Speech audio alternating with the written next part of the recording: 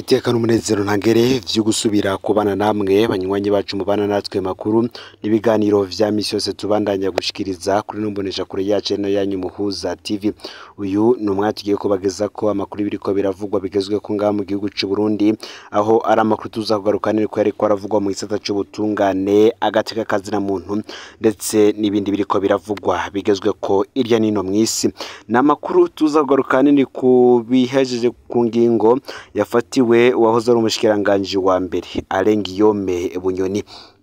Turaza kuyigaruka ko n'ingingo yafashwe na Sentare Ntahinyuzwa kuri uyu munsi w'igenekerezo ya 21 Rusama uyu mwaka w'2024, ndetse kandi ku vyaha uyu yahoze ari umushikiranganje wa mbere wa leta y'u Burundi ku butegetsi bwa President Evariste Ndayishimiye hakaba hiyongeye ko ibindi vyaha bibiri. Ibi vyose turaza kubigaruka ko mu buryo burambuye. Naho kandi murano makuru tuza kugaruka ku bindi biriko biravugwa mu gateka kazina muntu. Turaza kubabwira umwe mu bihangange yanyurujwe, kandi tuze kubabwira n'undi Murundi yaraye yishwe mu ijoro ryaheze yiciwe mu gihugu ca Afrika y'Epfo. Ni mu gihe benshi bavuga ko Ambassadeur Alexis Bukuru aserukira Burundi muri Afrika y'Epfo ntaco yoba abamariye. N'ayandi yose rero ntiuze gucikanwa. N'amakuru tuza gutangura kubeje gutangazwa ku ngingo ya Sentare Ntahinyuzwa, aho yashize habona ivyahindwi General Bunyoni aziregura ko kuva ku igenekerezo ya 27 Rusama uyu mwaka w'2024. Nkuko twaheruka kubamenyesha, Sentare Ntahinyuzwa yemeje ko urubanza rwa Bunyoni n'abagenzi we rugiye gutangura kumvirizwa mu gice c'iyungururizo, aho nyene muri Sentare Ntahinyuzwa kuva ku igenekerezo ya 27 Rusama uyu mwaka w'2024. Urwandiko rw'iyo sentare ruvuga ko Bunyoni n'abagenzi we bazoburanira Igitega. Ntirutomora nimba bazoburanira mu ibohero rikuru rya Gitega nkuko vyagenze ubwa mbere, canke se nimba Sentare Ntahinyuzwa ariyo izoburanisha Alain Guillaume Bunyoni. Sentare Ntahinyuzwa kandi imenyesha ko guhera umunsi Bunyoni n'abagenzi be bazohera ko kuburana bazoca bandanya mu misi ikurikira gushika ruheze. Niko vyari vyagenze n'ubuheruka. General Alain Guillaume Bunyoni rero yashizwe ko ibindi vyaha inyuma y'ivyaha bitanu yari yagirizwa. Mu vyaha indwi yagirizwa harimo ukugerageza gutembagaza ubutegetsi, kugerageza kwica umukuru w'igihugu, gutyoza abategetsi, gutunga ibigwanisho bicira umuriro atabirekuriwe, guhungabanya ubutunzi bw'igihugu, kwiha inyungu atarekuriwe mu mashirahamwe, ndetse no kugira ubutunzi budasiguritse. Bagenzi we Colonel Desire Uwamahoro ndetse na Colonel Destino Bamfumukeko bazoburana ivyaha bibiri, harimo umugambi wo gutembagaza ubutegetsi be no kumena amabanga y'akazi. Ni mu gihe Kome Niyonsaba we yahoze ajejwe inyubakwa zose za Alain Guillaume Bunyoni nawe azoburana icaha kimwe gusa, arico umugambi wo gutembagaza ubutegetsi. Ni mu gihe kuri dosiye hari n'abandi bari basangira urubanza na Bunyoni, barimo abapolisi bahoze ari abashoferi biwe, umukuru w'umutumba wa Mubone bo batavuzwe muri urwo rubanza rwimirije. Ntitwamenye ko boba batarunguruje canke ngo Parquet General de la République ibe itunguruje amadosiye yabo nkuko tubivuga. Uru rubanza rwa Alain Guillaume Bunyoni ni urubanza tuzokurikirana kuva mu ntango yarwo gushika ruheze, ndetse tukazogenda tubabwira vyinshi bizogenda biruvamwo. Nkuko natanguye mbibabwira rero, muri uku kwezi nabwo hashizwe habona isango Alain Guillaume Bunyoni azoburanira ko muri sentare y'iyungururizo. Amakuru twakuye mu butungane yavuze igerekezo ya 27 Rusama General Bunyoni akaba yaraciriwe igihano cyo gupfunga ubuzima bwe bwose no kunyagwa amatungo yiwe ku igenekerezo y'icenda Kigarama umwaka uheze w'2023. N'abagenzi we Colonel Destino Bamfumukeko na Desire Uwamahoro ndetse n'abandi bo bakaba bari bahawe ibihano bitandukanye n'ivya Bunyoni, aho bo n'ubundi bari bahawe igihano cyo gupfungwa imyaka 25. Ikibazo ca General Bunyoni rero ni ikibazo kidahurizwa ko mu butegetsi bwa President Ndayishimiye. Ni mu gihe hari bamwe nko mu nzego z'umugambwe zipereza no mu butungane bahanura Bunyoni ko yorekurwa, ariko hakaba hari abandi batinya rwose ko hari ikibico kurikira Bunyoni aramutse arekuwe. mu rubanza rwa mbere rwabonetse nk'urutarateguwe neza ku ruhande rwa Perezida Evariste Ndayishimiye ku buryo atavyemezo biboneka vyigeze bitangwa ku vyaha Bunyoni na bagenzi we bagirijwe hamwe ngo Bunyoni na bagenzi we ntibagiye barekurirwa gutanga umuco ku vyo bagirijwe. Ubundi ngo ivyaha Bunyoni yokurikiranwa biriho kandi bikomeye cyane, ariko ubutegetsi ntibushaka kubikurikirana kubera ko ari ivyaha vy'agahomberamunwa be n'ivyaha vy'ubusuma bwagiye buraranga intwaro ya Perezida Nkurunziza, ngo kuko ibi vyo baramutse babikurikiranye vyohitana benshi n'ubundi kuri ubu banicaye mu ntebe z'ubutegetsi. Mu makuru rero arabana n'agateka kazina muntu, reka tuyabandanirize kuri ibiriko biravugwa bigezweko. Ni mu gihe bamwe bavuga ko Ambasaderi Alexis Bukuru aserukira Burundi muri Afrika y'Epfo n'ubundi atacamariye abarundi bariyo. Ni mu gihe burindwi abarundi bariko baricwa muri ico gihugu, nta kajambo uzomwumva ko nta no guhoza imiryango ntaco bimubwiye. Uyu ni umwe mu bambasaderi baserukira Burundi mu makungu, ariko ubuzima bw'abarundi bari mu bihugu bakoreramwo ugasanga ntaco bubabwiye. Ni mu gihe hari umurundi yishwe muri Afrika y'Epfo, uwo akaba yarishwe hirya y'ejo mw'ijoro isaha 3:30 yishwe arashwe muri Cape Town. Uwatumenyesheje amakuru yagize ati uwo muntu yarasanzwe mu gihugu cya Afrika y'Epfo.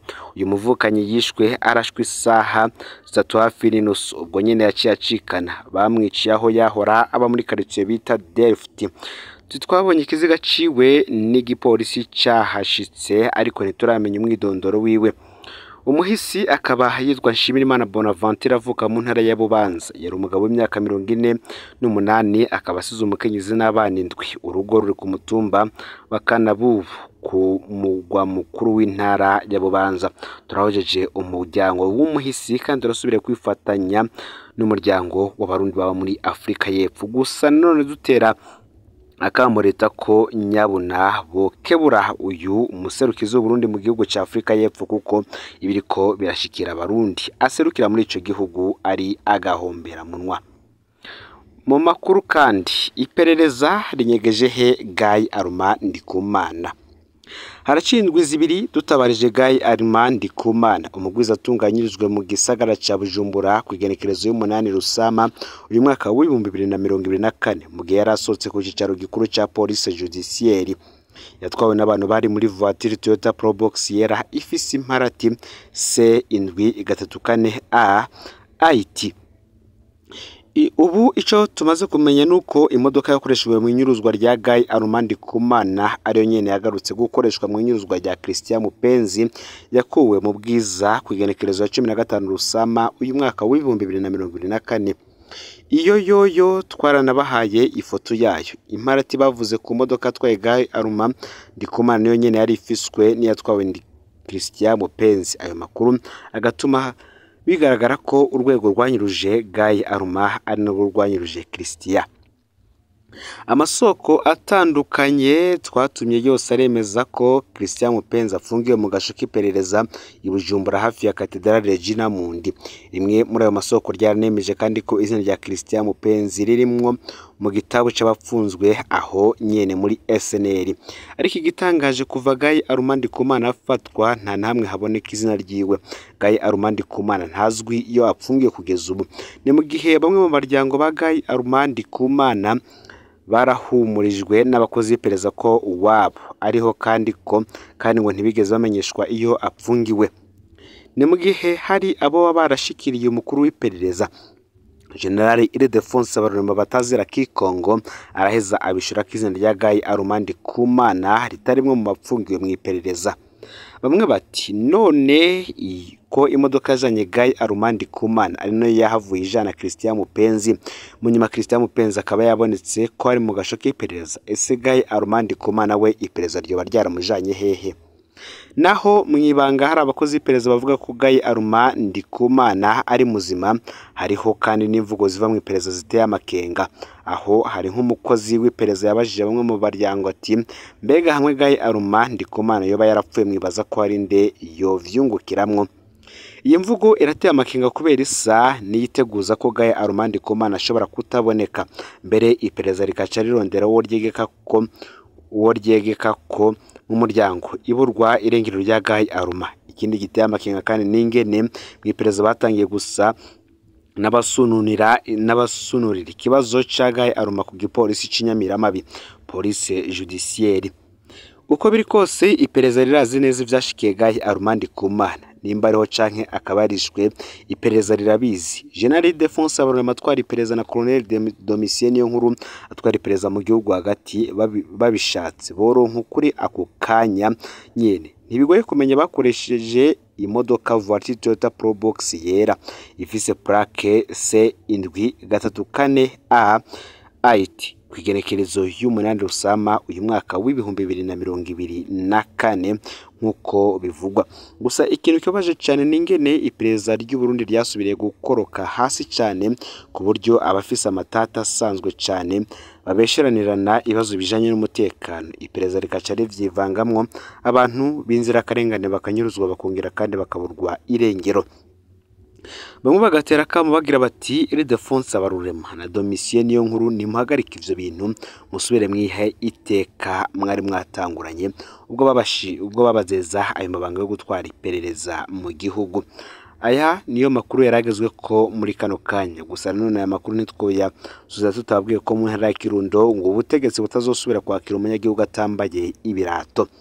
Kuva mu ntango z'umwaka uza w'2025 ngo nta muntu numwe azokwakirwa mu biro vyose by'abajejwe intwaro atambaye ibirato atisuganije mu vyerekeye n'isuku. Ivyo bikaba vyaratangajwe na buramatari w'intara ya Kirundo Colonel Victory Segasago. Aya niyo makuru yaragezwe ko muri kano kanya. Ufyonde subscribe canke sabone niba utari wafyinda ko kugira ngo tuzicikanwe na dushikiriza usangiza no makuru bagenza aho bayereye hose kugira ngo nabo baje bashikirwa nayo biriko biravugwa bigezwe ku ngamba mu gihugu cy'u Burundi hanze y'imbezi igihugu cy'u Burundi ndetse no makungu ya kure. Numuza TV Imana ibahezagire.